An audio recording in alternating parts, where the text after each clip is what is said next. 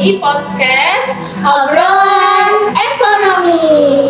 Oke, jadi dalam kesempatan ini kami akan membahas tentang dua materi penting yang ada di makroekonomi, yaitu terkait pasar tenaga kerja serta krisis keuangan, stabilisasi dan defisit. Benar sekali Kak, materi yang kita bahas ini sangat dekat dengan kehidupan kita sehari-hari karena menyangkut dengan lapangan pekerjaan dan ekonomi suatu negara saat ini. Sebelum kita mulai, perkenalkan nama saya Nadira Azila sebagai host pada podcast kali ini dan rekan saya.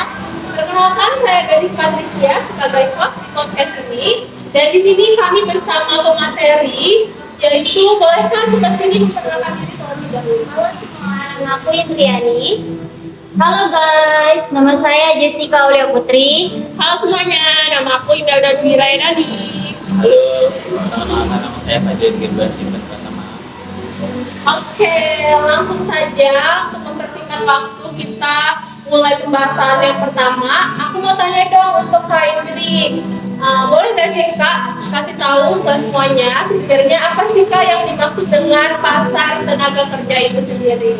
Oke, baik. Pasar tenaga kerja itu adalah tempat bertemunya perusahaan yang membutuhkan tenaga kerja dengan masyarakat yang menawarkan seperti tenaga dan keahliannya. Dalam pasar tenaga kerja juga mereka menentukan jumlah tenaga kerja yang diterima dan upah yang diberikan kepada pekerja. Oke, baik. Jadi pasar tenaga kerja itu berperan penting dalam menciptakan kesempatan kerja dan menentukan tingkat upah masyarakat ya teman-teman. Benar ya kayak. Oke. Nah, selanjutnya nih untuk Kak Tama, aku mau tanya nih Kak, apa sih yang dimaksud dengan pengangguran dan dampaknya apa terhadap perekonomian sendiri? Oke, terima kasih pertanyaannya. Jadi, pengangguran itu adalah ketika seorang ingin bekerja, tapi pekerjaan itu tidak ada. Jadi, pengangguran itu dibagi menjadi beberapa. Ada 3. Yang pertama ada friksional, struktural, dan ada siklik. Jika jumlah pengangguran tinggi, pendapatan masyarakat akan menurun dan pertumbuhan ekonomi dapat menghambat atau terhambat. Oke, menarik sekali ya Kak. Jadi pengangguran itu bukan hanya berdampak pada individu saja, tetapi juga pada kondisi ekonomi saat ini atau keseluruhan. Oke.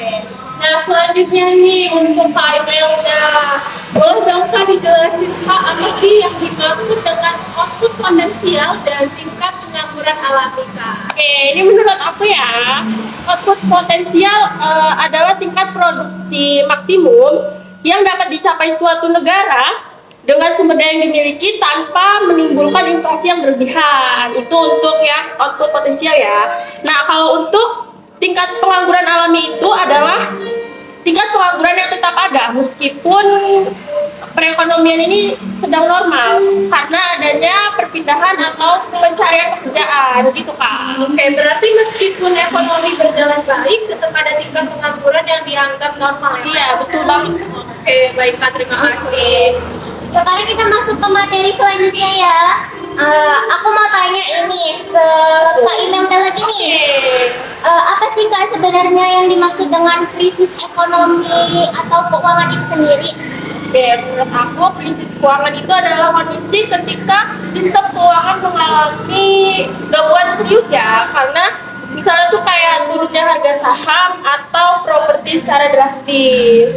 Nah, itu juga akibatnya banyak. Misalnya tuh kayak perusahaan dan lembaga keuangan itu mengalami kesulitan, investasi menurun, dan satu lagi tingkat pengangguran yang meningkat gitu Kak. Oh, oke. Jadi dampaknya itu bisa dirasakan langsung oleh masyarakat Iya, ya benar Kak, banget. melalui berkurangnya lapangan pekerjaan dan aktivitas ekonomi lainnya.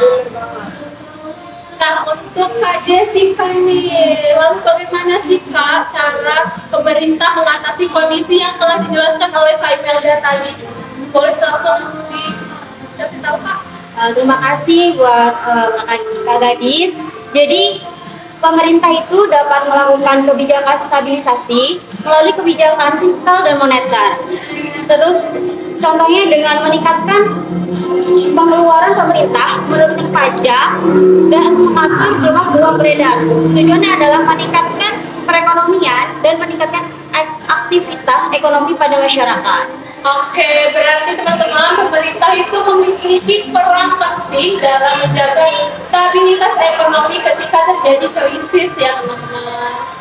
Ya, benar banget.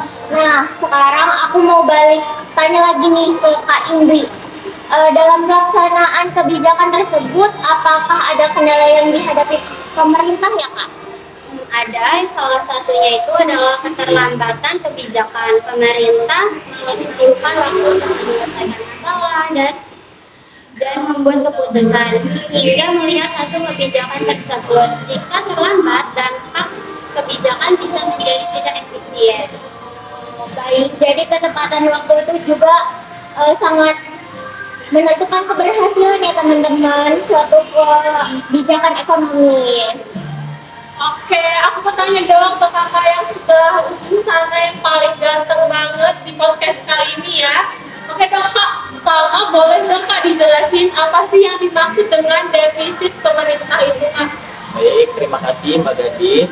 Defisit pemerintah terjadi ketika pengeluaran pemerintah lebih besar daripada pemasukan dari pemerintah itu sendiri.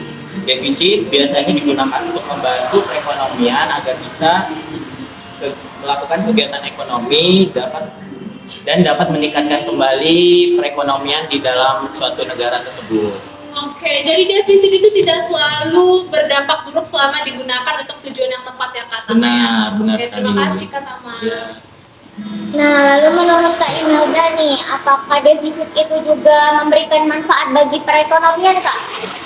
Tentu ya itu pasti karena jika digunakan untuk pembangunan infrastruktur, pendidikan atau program pemulihan ekonomi, defisit itu dapat mendorong pertumbuhan ekonomi dalam jangka yang panjang.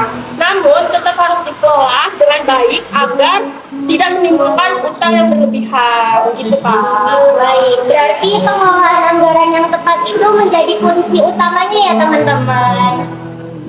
Oke, mungkin ini yang terakhir atau sebagai penutup ya. Aku mau tanya dong Kak, boleh dong Kak disampaikan kesimpulan dari pembahasan kita kali ini?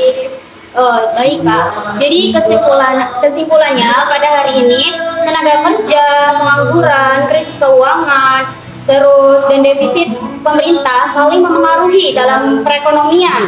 Oleh karena itu diperlukan kebijakan tepat untuk pertumbuhan ekonomi dan kesejahteraan masyarakat.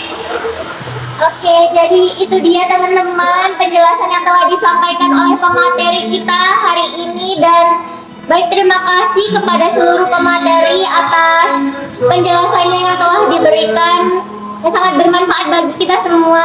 Oke, dan terima kasih juga kepada para pendengar yang telah mengikuti podcast kami kali ini. Sampai jumpa di podcast berikutnya. Terima kasih.